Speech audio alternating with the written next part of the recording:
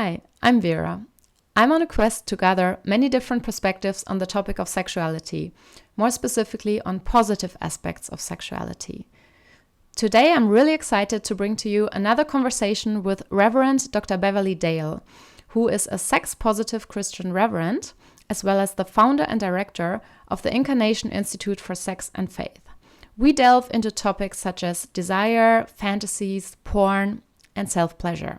Christianity and also other religions have historically often had a pretty difficult relationship with the topic of sexuality, so we aim to bring a slightly different viewpoint. I published a previous video with Rev Bev before, so make sure to check that out as well if you're interested. As always, we're not claiming to have the ultimate truth here. We simply hope to stimulate thoughtful discussions and broaden horizons. So enjoy this video, and if you like it, please subscribe for more content. Enjoy. What's interesting is that the places that are the most sexually repressed, with high church attendance and real conservative, there's more porn usage in those areas. And that tells you something. Much of the argument against porn usage relies on, well, first of all, Christians are squeamish about naked bodies, which they need to get over, because people who were baptized in those times of the New Testament, for example, they did that nude. That's one example. If you were a fisherman, you fished nude. Jesus went out there and saw nude fishermen. I mean, and there's nudity in the Bible, okay? And nudity doesn't even mean sexuality, right? I'm from Germany, so for me it's something completely different. Like, we can hang out naked, like, we don't do it all the time, but we are much more relaxed about it. We have some naked beaches, and it's not sexualized at all. I mean, you have once in a while people who want to see it sexually and are non-consensually viewing other people in that way, in that context, but most people are just there and just natural, feeling natural. So it's no wonder that Americans who are hung up about the body itself, the naked body, would have trouble with porn, right? But there is a passage of scripture about in Matthew when Jesus says, and this is always taken out of context, so I will explain, if you lust after a woman, then you have already committed adultery. And so, out of context, but what that is interpreted as meaning, if you have a horny thought about someone that you're not legally married to, and sometimes it's even debatable if you have horny thoughts about your spouse, then you've already committed adultery, and that's a sin. That's a terrible, terrible sin. All right. Lots of people are sinning then. Because there's no distinction. There's no condemnation about being horny or horniness in the scriptures. And there's nothing in Jesus' teaching that would tell us that. When you look at someone and the word is lust after this woman, the Bible is always talking about lust as in covetousness. What does that exactly mean? It means I want that woman's body for mine.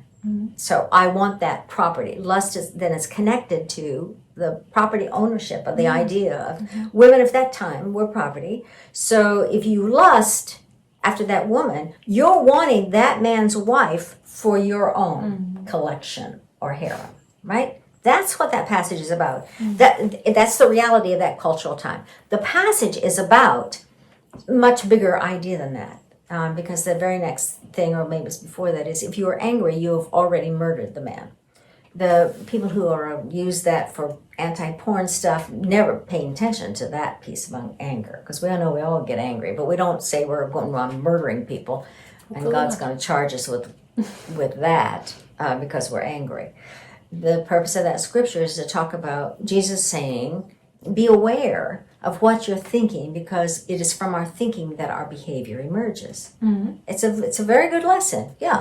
Be conscious of what you're thinking.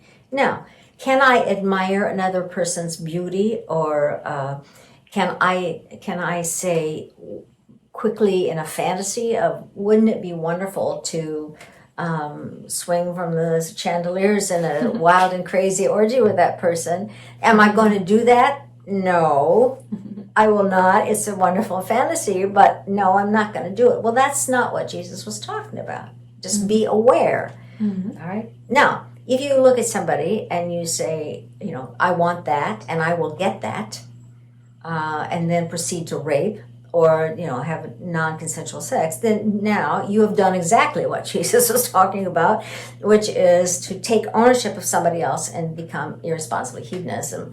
If that's even a piece of it, it may have been just all about power. Anyway, so that scripture is not to be used about porn. No. I think there are reasons not to look at porn. If it's made unethically, if the actresses in there are not paid well, or they're exploited, or if they're trafficked, so there's ethically made porn, and that's what we should be looking at if that's what you want to do. The research tells us that that if a couple, I think they are all married couple, if the married couple looks at porn together, then actually those marriages are reported to be happier and more content and more sexually fulfilling. So let's listen to science, all right, when we're talking about what do we want to incorporate. However, if the men look at it and the women do not, then that's when you have marital problems, because that's really about what's going on in that marriage here. Her attempt to control his fantasies, you know, that's a power issue that has to be worked out. Yeah, because looking together, you can maybe figure out what you like or talk about your fantasies. Of course. Right? I don't like to use porn or erotica as sex education, because it's entertainment. Yeah. It's entertainment. And you can get some really bad ideas from watching porn. And of course, there's there is violence and so forth that Christians would not be a part of watching.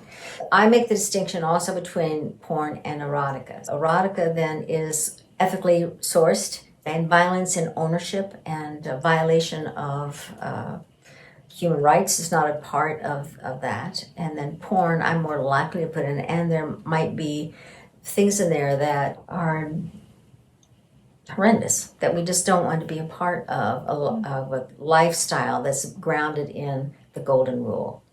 That's kind of a long answer to your very short question about pornography use and erotica. And how those ideas came about, that it's not appropriate. Yeah.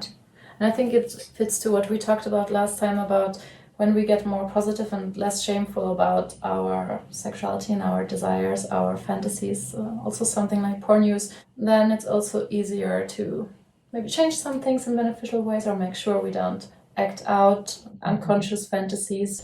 Because if I'm like, oh no, I had this fantasy of non-consensually doing this or that, but I don't want to look at it because I'm so ashamed, but then maybe I will end up actually doing it, right? Whereas if I can accept it and say, ooh, I don't know where that's coming from, and I'm a little, I don't know why, but I have that fantasy. So now maybe I can talk to someone about it, or maybe I can just accept it, let it be there. There's a sexologist who's an American Baptist pastor. I'll name his name, Bill Staten, who's got a book called Sinless Sex. He has said in numerous classes that you can name anything, and some people have found it erotic. I was thinking about that just the other day, about, shoes, alligator skin, whips, high heels. You know, there's any number of objects, but also any number of actions that people find turn on. So the issue is, if they waste a lot of energy trying to repress and give themselves all of these horrible messages, then you're creating suffering for yourself, and that's not a loving thing to do. And you may do something that you shouldn't be doing. So the issue is to recognize fantasies is not deeds. Fantasies are fantasies that stay in your head and may delight your life. Take it for what it is. Thank you very much. That was a nice little fantasy, and I would go on with my life. Yeah, you know. Yeah. So back to self-love, self-compassion, right? Yeah, and for other people, you know. Yeah. Because even if we wanted to change our fantasies, it's not something you can probably consciously immediately do. Right. We're all wired differently. We're wired sexually differently, and there's no appreciation of that in a shame-based, fear-based religion. Cool. Okay, I think that's enough for today. Okay, well, this has been fun. Yeah, very fun again. And I will again put your Instagram channel and your YouTube channel in the here. Okay. In the video and in the description box. And thanks for watching. Subscribe if you want to see more videos like that. And let us know what you think. Thanks again. Bye-bye.